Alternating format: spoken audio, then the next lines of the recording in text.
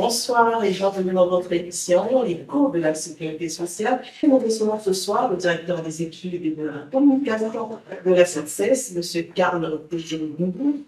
Monsieur le DEC de la SNCS a tenu récemment son conseil d'administration. Quel était l'ordre du jour de cette grande réunion? Merci madame pour la question que vous posez. La SNCS a réuni son conseil d'administration le 27 novembre 2024. 4 points étaient inscrits à l'ordre. Le premier point, c'était l'examen et l'adoption du procès verbal de la session financière du 17 mai 2024. Le deuxième point, c'était la session financière du 7 mai 2024 qui avait examiné les états financiers 2022. Le deuxième point, c'était l'examen et l'adoption des états financiers de l'exercice 2023. Troisième point, examen du rapport de gestion exercice 2023. Il y avait 4 points divers. Sous ces divers, on pouvait noter 3 informations. La première est l'information sur l'état d'avancement des travaux exécutés par la SNCS, notamment la Cour d'Espérance et l'autre chantier. Le deuxième point d'information, c'était une information sur la convention médicale signée entre la SNCS et le groupe turc Acıbadem. Il y avait un dernier point d'information qui était relatif au niveau d'exécution du protocole d'accord entre la SNCS et la mairie centrale de Brazzaville.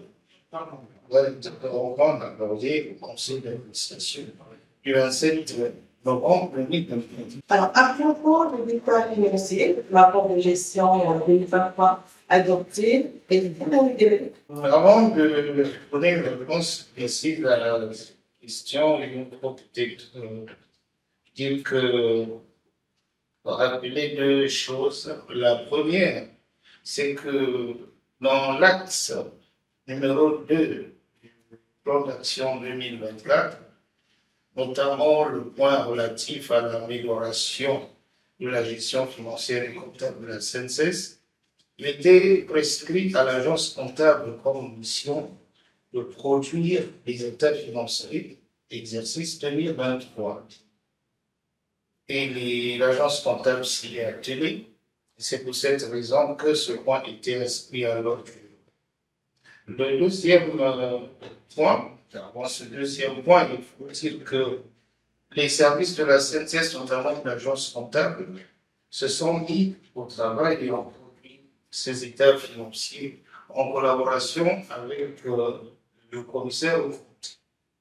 Le deuxième point, c'est la satisfaction du conseil d'administration, qui depuis quelque temps nous rappelait la nécessité d'être à jour sur les états financiers. Aujourd'hui, nous pouvons dire, après la satisfaction du conseil d'administration, qui a félicité le directeur général, qui a félicité l'agent comptable et son personnel en particulier, et tout le personnel de la SNCS, nous pouvons dire que nous sommes dans les délais que nous avons produits aux états financiers. Aujourd'hui, nous sommes dans l'exercice 2024 et vous voyez bien que les états financiers 2023 sont disponibles, sont adoptés. Nous n'avons plus un problème avec les états financiers. Tout le retard a été rattrapé et c'est tant mieux.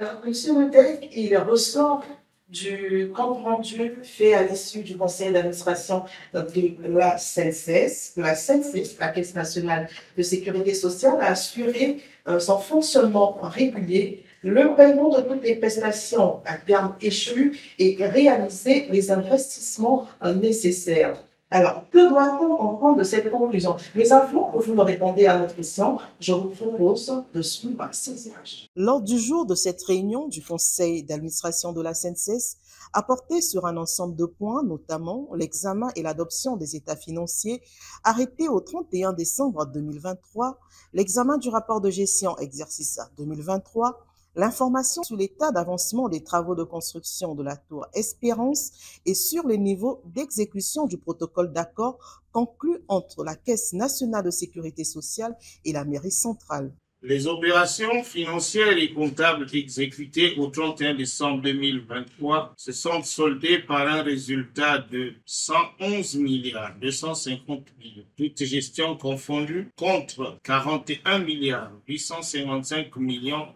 2022. Enfin, il ressort du rapport de gestion que la Direction générale a assuré le fonctionnement régulier de l'organisme, le paiement de toutes les prestations à terme échues et réaliser les investissements nécessaires. Au cours de cette session bilancielle, le conseil d'administration de la SNCS a salué les indicateurs positifs enregistrés au titre de l'année 2023. En effet, il se dégage du rapport du commissaire aux comptes que les états financiers présentés sont une image fidèle du résultat des opérations. L'élan pris par la direction générale de la CNSS depuis la production des états financiers de l'année 2022 devra être maintenu en y apportant les améliorations nécessaires pour garantir le respect des normes de la CIPRES et la crédibilité de notre institution.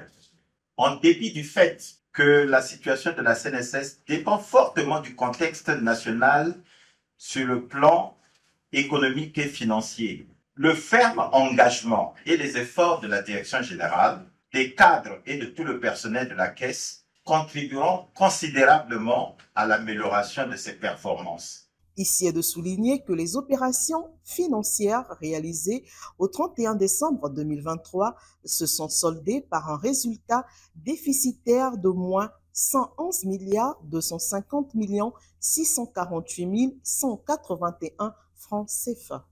Monsieur le directeur des études et de la communication, vous devez nous suivre ces images. On vous reconnaît dans les images en train de rendre compte des activités menées par la SNCS tout au long de l'année 2024. Que peut-on retenir de ces conclusions? La SNCS a assuré son fonctionnement régulier, le paiement des prestations à terme échues et a réalisé les investissements nécessaires. Ce n'est pas une auto-satisfaction, mais c'est une réalité.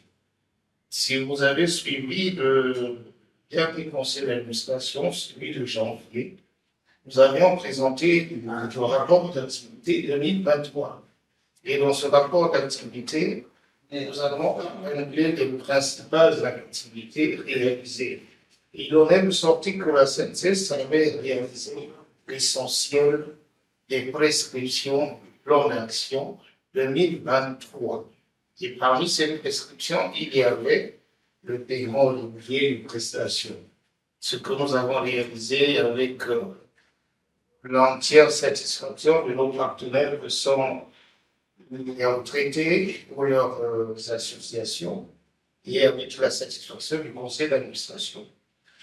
Le deuxième fait à relever là-dessus, c'est que la SNCS a entrepris depuis quelques années des travaux pour améliorer les conditions de travail des salariés, mais surtout pour assurer les bonnes conditions d'accueil aux assurés, à nos partenaires, les employeurs, les salariés, les retraités, les rentiers.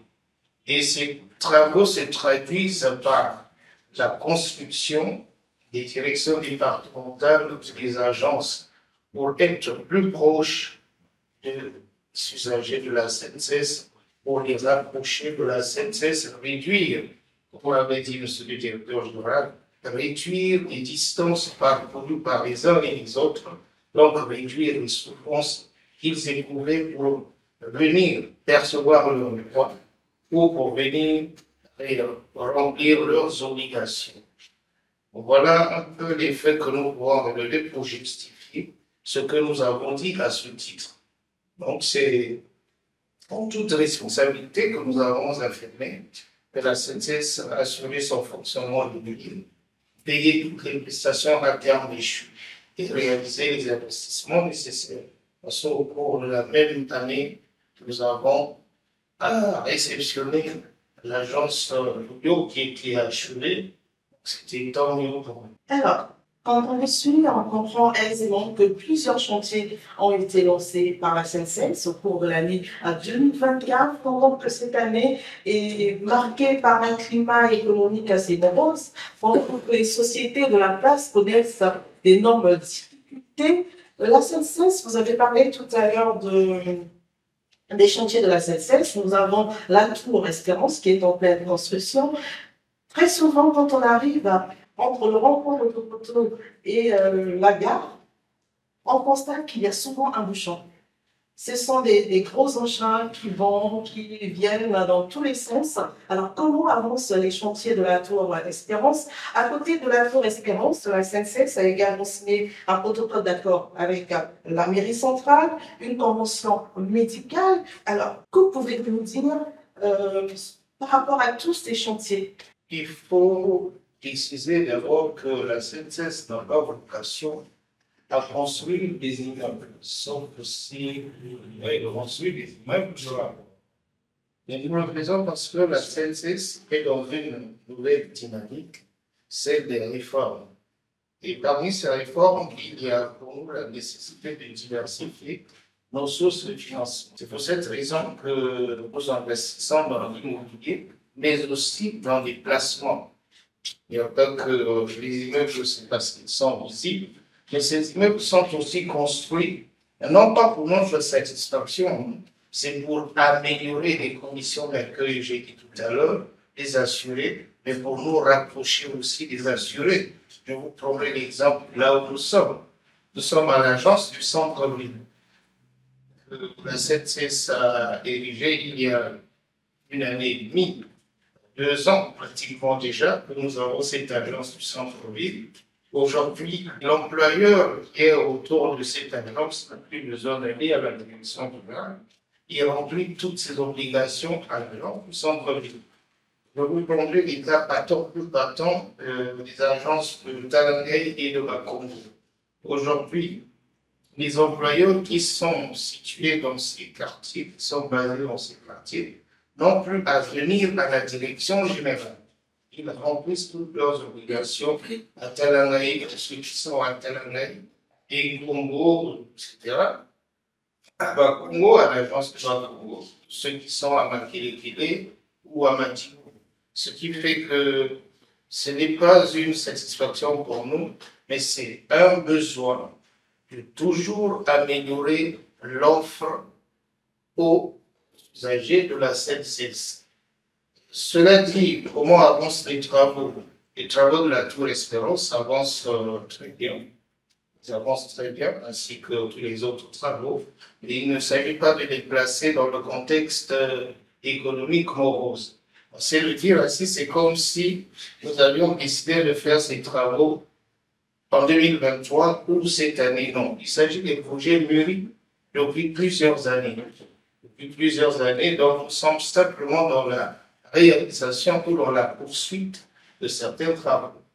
En ce qui concerne la convention médicale, vous avez dit, avec le groupe turc Acıbadem, il s'agit d'une convention médicale que nous avons conclue avec ce groupe simplement dans le but d'améliorer l'offre de soins, l'offre de santé aux victimes d'accidents du travail et des maladies professionnelles de la SNCF. Ils savent qu'il y a des offres qui existent déjà, mais chaque fois, nous améliorons. Et dans le cadre de l'amélioration, nous voulons améliorer avec le groupe turc. Le protocole d'accord avec la mairie centrale. Voilà un dossier qui a défrayé la chronique. Tout le monde en a parlé, parfois sans connaître les tenants et les aboutissants.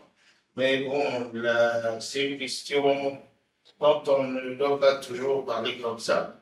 Mais ici, il faut seulement rappeler que chaque employeur qui traite avec la SNCF a des devoirs.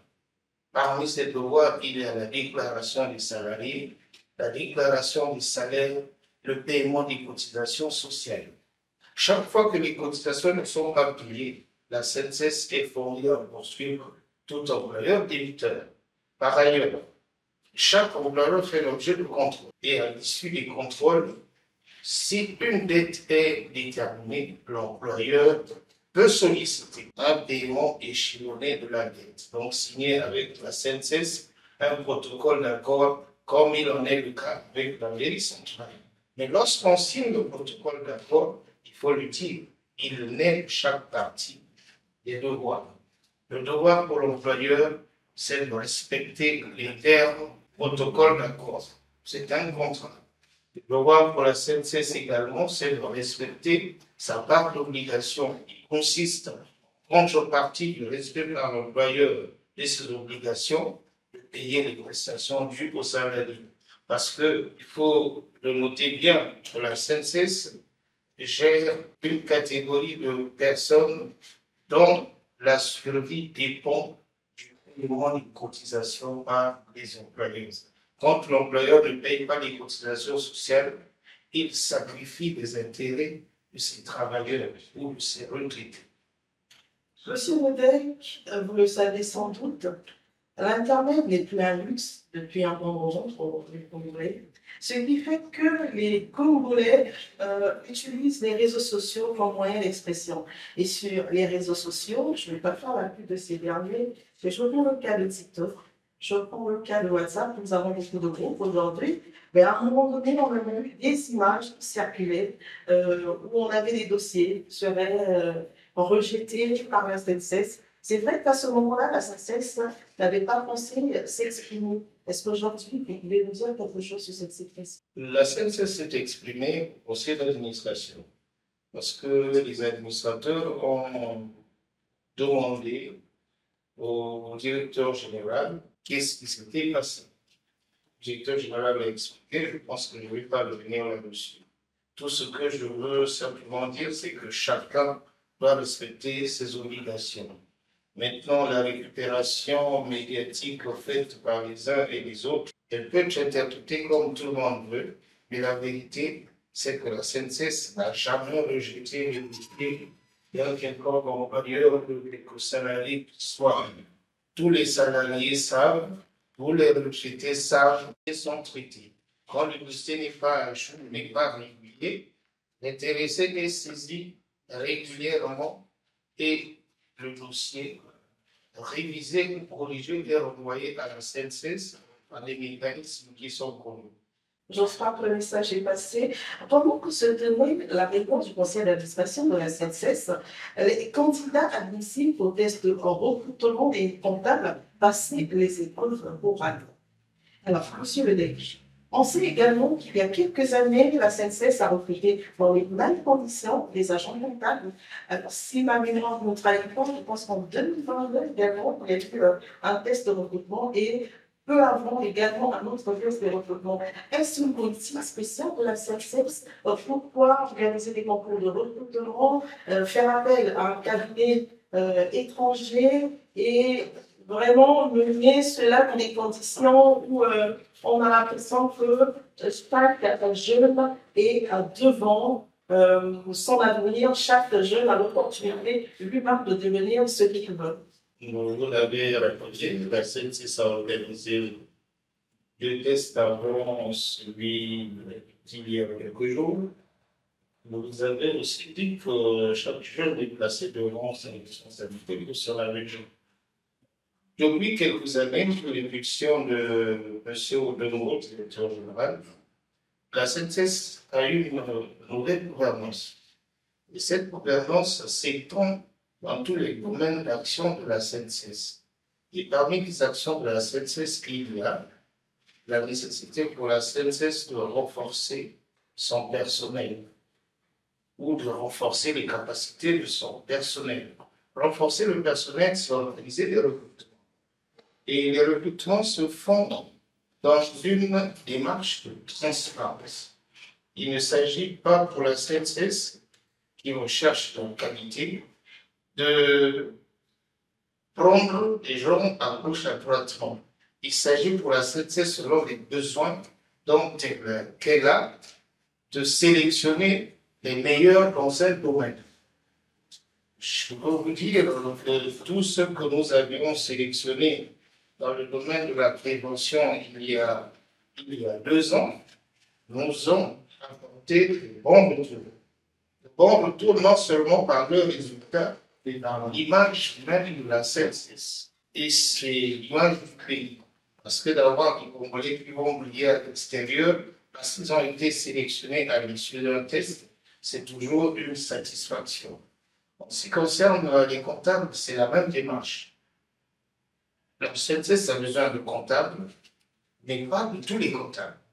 La CNSS a besoin de comptables jeunes formés, compétents, et donc les critères ont été dégagés. Ceux qui sont rentrés dans les critères ont passé les épreuves écrites. Mais après les épreuves écrites, il y a d'autres critères pour arriver à passer les épreuves orales. Là-bas aussi, ceux qui correspondront aux critères, c'est-à-dire les meilleurs, ceux-là seront retenus pour travailler à la CNSS. Politique spéciale de la CNSS, je dis simplement que c'est une gouvernance de la transparence. Gouvernance de la transparence, il ne veut pas que chacun dans un coin dise moi je voulais bien, mais on ne m'a pas pris. Non, il faut plutôt dire que moi je voulais bien, mais je n'ai pas pu. Alors, je vous invite à revivre les temps forts de ce test de recrutement et l'ambiance qui a prévalu pendant les épreuves écrites et les épreuves orales. Ce test de recrutement à la CNSS a été lancé par le directeur général de la Caisse nationale de sécurité sociale, Évariste Ndongo, dès les premières heures de la matinée. Ce, en vue de doter la Caisse nationale de sécurité sociale d'un personnel qualifié et motivé. Vous avez tous les mêmes chances. Vous travaillez en toute souveraineté et en toute impartialité. Nous voulons avoir les meilleurs Congolais et ils doivent tous avoir les mêmes chances. Bonne chance à tous les candidats. Ce sont plus de 400 candidats de nationalité congolaise dont l'âge varie entre 20 et 30 ans, titulaires d'un baccalauréat et d'une formation universitaire allant de 2 à 5 ans en comptabilité qui ont passé les épreuves écrites, première phase de ce test de recrutement des comptables dans l'amphithéâtre Jean-Baptiste Tati-Loutard. Les épreuves étaient vraiment abordables. En tout cas, je m'étais préparée parce que je m'attendais à pire, mais ça va. Pour quelqu'un qui est passé en formation, en comptabilité, tout ce qu'on a eu à voir sur les sujets, ce sont des choses qu'on a appris en amont. J'étais stressée au début, mais ça va. Afin d'assurer une meilleure transparence, ce test de recrutement à la CNSS est supervisé par le cabinet KPMG Sénégal. Affilié à KPMG International, un réseau de cabinets d'audit, de conseil et d'expertise comptable exerçant dans 143 pays. Vous êtes arrivé là, vous voyez qu'il n'y a pas eu d'intervention. On ne se connaît pas encore. Ceux qui vont réussir, c'est avec cela qu'on va se connaître. Donc, je vous souhaite une dernière chance. Ils sont au total 122 candidats à passer la seconde étape du test de recrutement des comptables de la CNSS. Ce test qui leur ouvre les portes du travail se déroule dans une atmosphère sereine et impartiale afin que chaque jeune mérite une chance équitable d'obtenir un emploi et de se bâtir une carrière dont il peut être fier. Ont été retenus ceux qui ont obtenu la moyenne de 10. Et c'est ceux-là qui se présentent aujourd'hui pour le test oral. Au niveau des Bac plus 2, ils sont 20. Les licences Bac plus 3, ils sont 82. Et les masters Bac plus 5, ils sont 20. Quelques candidats livrent leur impression à la sortie de l'épreuve orale. Non, ça va. Ça a été juste une discussion ouverte entre moi et le monsieur. On n'a pas eu à donner de l'argent à quelqu'un. On a juste travaillé avec nos propres têtes. C'est ce que j'ai apprécié au niveau de la CNSS par rapport à ce test. Face au double défi que représente la lutte contre le travail dissimulé et l'extension de la couverture de sécurité sociale, l'amélioration de la capacité administrative de la CNSS demeure cruciale. Monsieur Lebec, pouvez-vous nous suivre ces images? Vos impressions? Merci madame, vous avez suivi le commentaire de monsieur le directeur général et l'optimisme du candidat et les conditions dans lesquelles se déroulent ces épreuves orales. Cela dénote de la volonté du directeur général, non pas seulement de superviser lui-même l'activité, mais de donner à ce test un caractère officiel fort pour que chaque candidat qui est là, le directeur général, se sente motivé, intéressé, concerné par ce qui pourra être le résultat. On n'a pas de commentaire particulier à faire. Les résultats seront connus sous peu. Et chaque candidat saura s'il est agi ou pas. Grâce à l'effort qu'il aura fourni lui-même, vous l'avez dit, tout le départ de la question, il est placé devant sa responsabilité pour son avenir.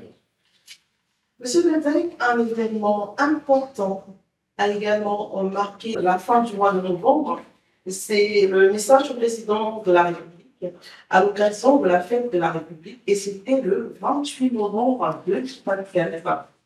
Officiellement, nous n'avons pas reçu mandat de donner une position au CNCS, mais vous savez que... En tant que citoyen congolais. Je suis là en tant que directeur des études de la communication de la CNCS. Donc, sous notre monsieur, on peut donner sa position personnelle, mais ici, il faut simplement dire que la CNCS est conduite par un management qui s'inscrit dans les marches politiques par le président de la République. Depuis quelques années, les réformes sont venues. Et chaque fois qu'il y a ce genre de message qui nous appelle à la responsabilité, il y a la CNCS un peu de se réjouir. Parce que tous les jours, le directeur général martèle et nous appelle au travail. Parce que c'est grâce au travail que nous obtenons les résultats escomptés, grâce au travail que nous pouvons aller plus loin. Et c'est ce à quoi le président de la République nous a appelé à la fin de son message, quand il a spécialement interpellé le peuple congolais. C'était un message de résilience, un message d'espoir, un message de responsabilité. De résilience, responsabilité, espoir, mais le tout dans ce qui doit être le vrai credo pour nous tous, c'est le travail. Et c'est ce qui se passe à la CNCS chaque matin. Chaque fois qu'il le veut, le directeur général nous rappelle au travail. Parce que notre mission est lourde. Nous faisons un service public, nous gérons le service public des prestations. Et notre mission est lourde, j'ai dit, celle de payer les prestations à terme échu chaque trimestre, bien que les charges augmentent tous les jours, mais il nous faut toujours porter haut ce type de message pour qu'il ait un répondant sur nous-mêmes et sur les assurés, sur les retraités. Mais c'est par le travail. Je pense que c'est l'essentiel du message et nous avons tous suivi le 28 novembre. Alors, nous sommes arrivés au terme de cet entretien. Avez-vous un message à l'endroit des assurés de la CNCS et à l'endroit également de tous ces spectateurs qui nous suivent ce soir? Un message à l'endroit des employeurs, surtout.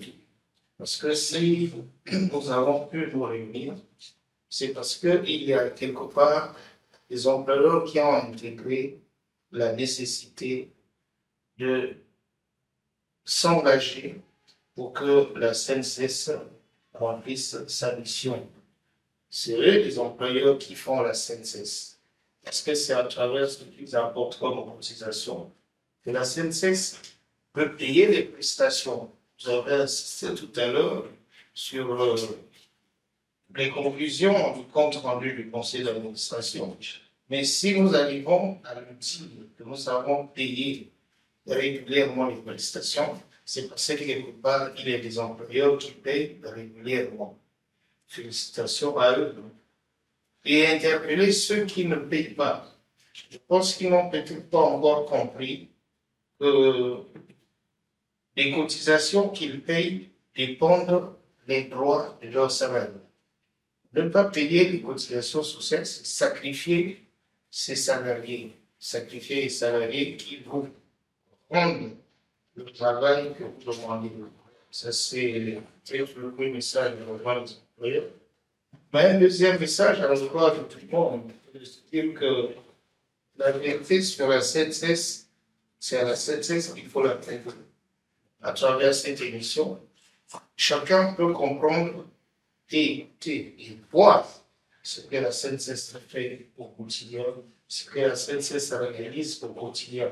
Non pas en termes d'infrastructure, mais en termes de prestations payées.